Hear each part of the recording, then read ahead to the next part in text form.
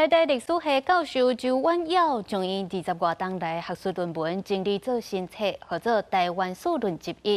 8月初特别退休的周婉窈表示，伊要拍拼来救台语、救台湾，希望透过论集会当带大家对台湾主体角度来了解台湾史。台大历史系教授周婉窈自2017年开始在学校用台语教台湾史，伊也写过济和台湾史相关的著作，比如《少年台湾史》、《台湾历史图说》等等。今年6月出新册《台湾史论集一》，这本册主要是甲周婉窈20多年来的学术论文做一个系统性的整理。出版社伫7月28办新册发表会，嘛打算明年推出论集的第2本。以台湾为主体来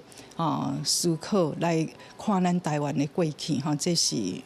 看咱台湾过去思考未来啦哈，这是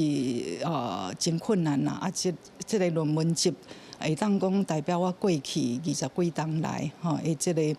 找找的这个算讲自我的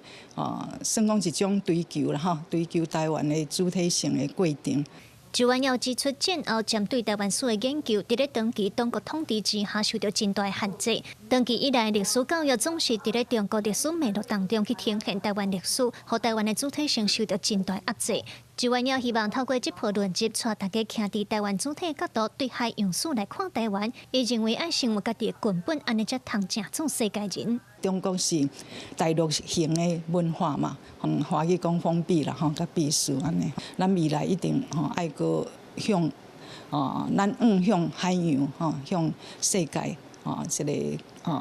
算讲开放接受外来好的物件